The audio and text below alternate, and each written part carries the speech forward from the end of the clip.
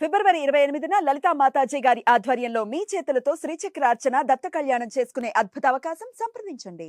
నమస్తే, welcome to Suman TV. నేను పద్మిని. ప్రస్తుతంతో పాటు ప్రముఖ ఆధ్యాత్మికవేత్త, శ్రీ విద్య ఉపాసకులు, శ్రీ లక్ష్మీ గణపతి ఆలయం నిర్వాహకులు, స్వర్ణ దేవాలయం నిర్మాణ సంకల్పకర్త శ్రీమాన్ తేరాల సుబ్రహ్మణ్య శాస్త్రి గారు మనతో పాటు ఉన్నారు. మాట్లాడదామా? నమస్కారం అండి. నమస్తే తల్లి. ఎలా ఉన్నారండి? బాగున్నానమ్మా. సుబ్రహ్మణ్యం గారు, ఈ రోజు ఏమేం మాట్లాడాలి అనే టాపిక్స్ బోల్డ్ అని ఇచ్చారు. నేను రాసుకున్నాను కూడా. అందులో చాలా విశేషంగా అనిపించింది దేశభక్తి. దేశభక్తికి ఆధ్యాత్మికతకి ఏమిటి సంబంధం? దాంట్లో మీరు రాశారు ఆధ్యాత్మిక కోణం ఉంటుంది అని. ఇది ఫస్ట్ టైం నేను ఇట్లాంటి ఒక వీడియో చేయడం ఫస్ట్ టైం. అంటే ఆధ్యాత్మికవేత్తతో దేశభక్తి గురించి మాట్లాడు. ఏం చెప్పాలనుకుంటున్నారు? దేశభక్తి అంటే శ్రీమాత్రే నమః. ప్రేక్షకులందరికీ కూడా ముందుగా వందే మాతరం, వందే మాతరం, వందే మాతరం ఈ పేరు చెబుతూ ఉంటేనే వందే మాతరం అనగానే రోమాంచితం అవుతోందా? అసలు మామూలుగా లేదు. దేశభక్తి అనేటువంటిది ప్రతి వాడిలో ఉండాలి. ఉండాలి. అందులో భాగంగా మనము ఈ దేశభక్తికి ఆధ్యాత్మికమైనటువంటి దాంట్లో అసలు ఏమిటి సంబంధం, దీన్ని మనం ఏ విధంగా పరిగణనలోకి తీసుకోవాలి, అసలు మీకెందుకు గురువు గారు గుళ్ళో కూర్చొని జై శ్రీరామ్ జై భవాని ఇట్లా మనం ఇష్టం వచ్చినట్లుగా అమ్మవారికి సంబంధించింది చేసుకోవచ్చు కదా అంటే చేద్దాం, కాదంటల్లా. నా ఉద్దేశం ఏంటంటే ప్రతి దేవాలయంలో నేషనల్ ఫ్లాగ్ ఉండాలి. ప్రతి దేవాలయంలో గణపతి పూజ కంటే ముందు ఖచ్చితంగా జాతీయ గీతము, జెండా వందనము ప్రతిరోజు జరగాలి. ప్రతిరోజు జరగాలి. అదే మాదిరిగా ప్రతి ఒక్కళ్ళు ఫోన్లు మాట్లాడేటప్పుడు శ్రీమాత్రే నమః. ఇప్పుడు మీరు గతంలో కూడా అంటున్నాం కామాక్షి కామాక్షి, ఎవరైనా ఫోన్ చేస్తే కామాక్షి చెప్పండి అంటారు. కానీ నాకు అనిపించింది ఈ మధ్యకాలంలో అనేక రకాల సమస్యలని వింటూ ఉన్నాను. కొంతమంది మాట్లాడేటప్పుడు ఓం నమ శివాయ అని, ఇంకొంతమంది జై శ్రీమన్నారాయణ అని, మహాదేవ అని ఎవరికి తోచింది వాళ్ళు చెప్తూ ఉన్నారు. కానీ ఇక్కడ ఏమని చెప్తున్నామంటే వాళ్ళ యొక్క మరి ఇష్టదైవాలను స్మరిస్తున్నారని ఆధ్యాత్మికంగా అనుకోవచ్చు. ఆ రాజకీయ పరంగా వెళ్ళినప్పుడు జై తెలంగాణ అని ఇంకొకళ్ళు అంటారు, ఇంకోళ్ళు జై ఆంధ్ర అంటారు. వాళ్ళ ప్రాంతాల మీద అభిమానంతో వాళ్ళు పిలుస్తారు, కామన్. కానీ మనమందరం ఈరోజు శ్రీరామ అన్న, జై తెలంగాణ అన్న, జై ఆంధ్ర అన్న ఏమంటున్నా ఆ దేశంలో బార్డర్లో ఉండబడే సైనికులు వాళ్ళు పడుతున్న కష్టాలు వాటన్నిటిని గమనించిన పిమ్మట ఈ ప్రపంచంలో అసలు వాళ్ళ జీవితాలని, అంటే మనం ఒక రాకెట్ని అంతరిక్షంలోకి పంపించేటప్పుడు ఆ సైంటిస్టులు వాళ్ళు తిరిగి వస్తారో రారో కూడా తెలియదు అమ్మా.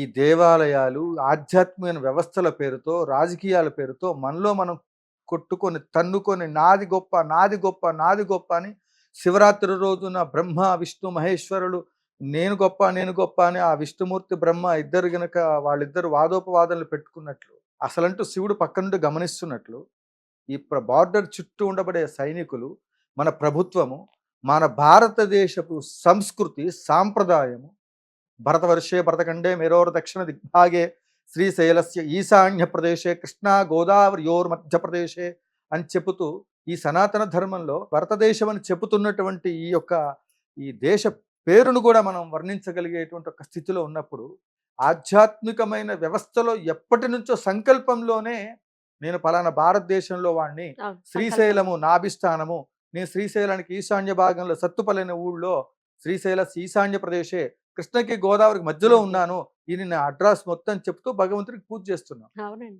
అంటే ఇంటికి శంకుస్థాపన చేయాలంటే భూమి పూజ చేయాలంటున్నాం. ఇంకా దేనికైనా ఒక వ్యవస్థలో మనం ఆలయం కట్టాలంటే శంకుస్థాపన చేయాలంటే భూమి పూజ చేయాలంటున్నాం. వినాయకుడు పందిరిపై వేయాలంటే నవరాత్రుల్లో భూమి పూజ అంటున్నాం. లేచేటప్పుడు ఇవాళ నేను పడుకున్నాను, బతికి పొద్దున్నే బట్ట కట్టాలంటే లేచిన తర్వాత కింద స్పృహ వచ్చింది, అమ్మ నేను బతుకున్నాను, టీయో కాఫీయో తాగాలి, బెడ్ నుంచి లేచేటప్పుడు ముందు భూమికి నమస్కారం చేయాలి. ఆ నమస్కారం చేసి చేతులకు దండం పెట్టుకుని లక్ష్మీ స్వరూపంగా భావించి ఆ భూమికి నమస్కారం చేసుకుని కుడికాలు కింద పెట్టి పనులు చేస్తాం. మాతృభూమి జన్మనిచ్చినటువంటి ఒక తల్లిదండ్రుల్ని, జన్మనిచ్చినటువంటి ఒక ఈ భూమిని, భరత భూమిని వందే మాతరం వందే మాతరం అంటూ మనకి స్వతంత్రాన్ని తెచ్చిచ్చినటువంటి ఒక ఎందరో మహాత్ములు వాళ్ళ ప్రాణత్యాగాలు చేసిస్తే మనమేమో శ్రీమాత్రే నమః, గోవింద, లేకపోతే జై శ్రీమన్నారాయణ, లేకపోతే ఓం నమ శివాయ, జయ జయ శంకర, హర హర శంకర. నువ్వు ఇవన్నీ చేయాలంటే అసలు ఈ దేశం బాగుండాలి కదా. ఈ దేశ వ్యవస్థలో అసలు సైనికుల గురించి ఎంతసేపు నాకు టాటా సుమో కావాలి, ఫ్లైట్ కావాలి, నాకు ఆస్తి కావాలి, ఈ పంచాయతీ కావాలి, నా పిల్లకి పెళ్లి కావాలి, మా ఇంట్లో కుక్క పిల్లలకి చైన్ గొలుసు కావాలి, ఈ సంకల్పాలేంటి? రైట్. సైనికుల కోసం, దేశ క్షేమం కోసం, ఈ ఈ ప్రపంచాన్ని పరిపాలించేటువంటి ఒక ప్రజలకు సరైనటువంటి ఒక పరిపాలన అందించాలంటే అసలు అసెంబ్లీలో కానీ లేకపోతే ఇంకా దేంట్లోనైనప్పటికీ కూడా అధ్యక్ష అంటే గొంగూర తీసవతల పారండి. వందే మాతరం అనే అధ్యక్ష తీసేయండి. శ్రీమాత్ర అనే ప్లేస్లో అధ్యక్ష అని లేదు. సుమన్ టీవీ ద్వారా ఇది ప్రతి ఒక్కళ్ళు ఎవరు ఫోన్లు చేసినా వందే మాతరం. మీరు అలా అలవాటు పడండి.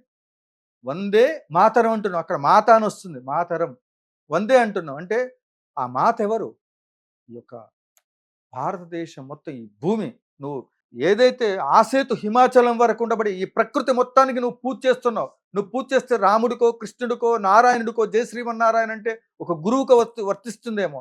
అతల వితల సుతల రసాతల భూలోక బూర్లోక స్వర్ణలోకాలు అన్ని లోకాలకి చేసి ఎన్నో ముక్కోటి మంది దేవతలకు పూజ చేస్తే వచ్చే ఫలితం వందే మాతరం అంటే మీకు వస్తుంది. భారత భూమి యొక్క వర్ణన, ఆ దేశభక్తి లేకపోతే ఏంటయ్యా దేశభక్తి వల్ల నీకేమొస్తుంది పంతులు గారు, నీకు అవసరమా ఇదంతా అంటే ఈ దేశభక్తి వల్ల వాళ్ళు సైనికులందరూ జెండా వందనం చేసేటప్పుడు ఆ చేసే విధానం, ఆ పోలీస్ డ్రెస్, ఆ వ్యవస్థ అంటే నాకు భలే ఇంట్రెస్ట్ అమ్మా, మామూలు కాదు.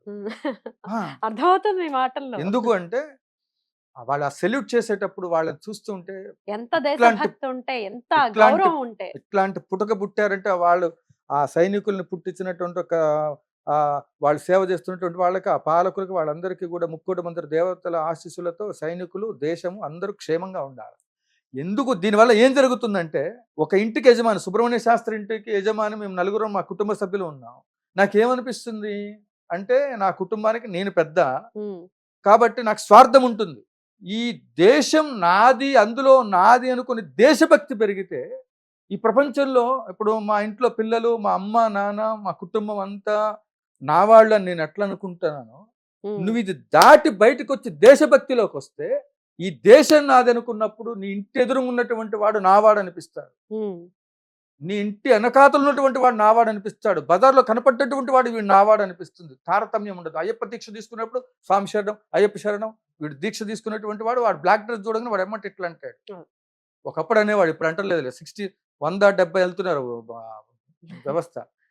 ఈ ప్రపంచం మారాలంటే ఆధ్యాత్మిక వ్యవస్థ మొత్తం కూడా జీరో అంటే ఆ స్థాయిలో నుంచి అక్కడే ఉండిపోతున్నాం. మనం ఏం సాధించాం? ఒక ఛత్రపతి మహారాజు ఇంకొక చరిత్రలు మనం తిరిగి రాసేసి చరిత్రలో ఫలానా వాళ్ళు ఈ దేశం కోసం కష్టపడ్డారు, ఈ దేశం కోసం రక్షింపబడడానికి, మనందరినీ కూడా రక్షింప చేయడానికి వాళ్ళ స్థాయిలో ప్రాణత్యాగం చేశారు, ఈ రాష్ట్రాలు రావడానికి ప్రాణత్యాగం చేశారు.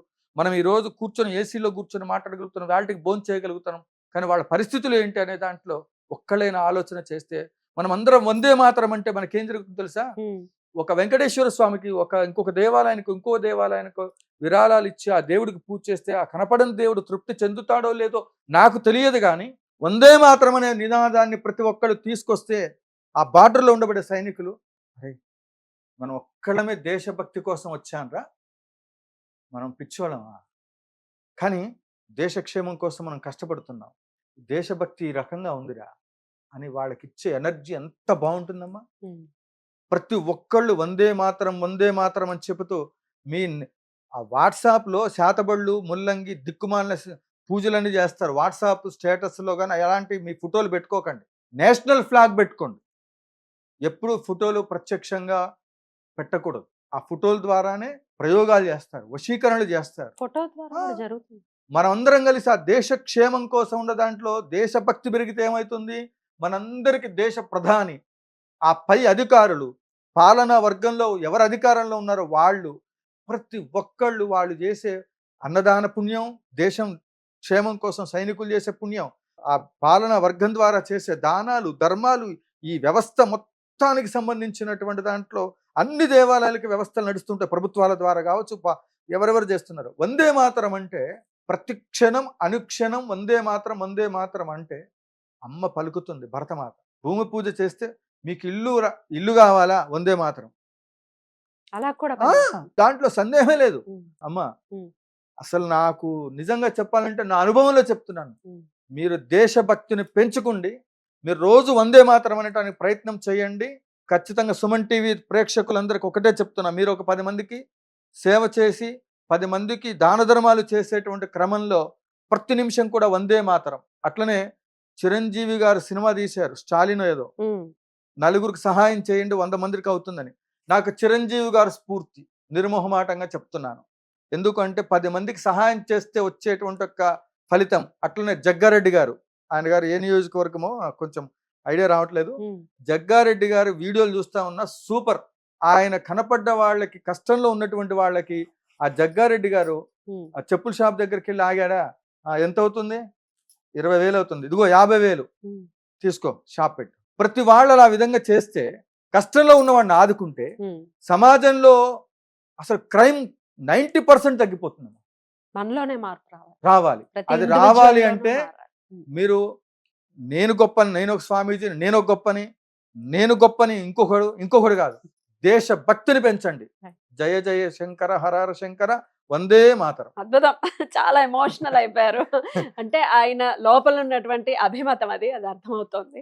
చాలా చాలా సంతోషం. ఒక పరహితం కోరుకోమని మన ధర్మం చెప్తుంది ఖచ్చితంగా. ఇది వాళ్ళ అంటే అన్నదాతల గురించి కానీ, లేకపోతే సైనికుల్ని కానీ ఖచ్చితంగా వాళ్ళు సురక్షితంగా ఉండాలి, వాళ్ళు సంతోషంగా ఉండాలి, అవును. మనం బాగుండాలి. మన అంటే దేశం బాగుండాలి, ఖచ్చితంగా యావత్ సృష్టి బాగుండాలి, బాగుండాలి. అన్ని బాగుండాలమ్మా. ఆ. వాళ్ళ దేశ సైనికులు ఒక్కొక్కళ్ళ జన్మనిచ్చి వాళ్ళ బిడ్డలు తిరిగి వస్తారో రారో తెలియక పంపిస్తే అంత త్యాగం, వాళ్ళని ఉమ్.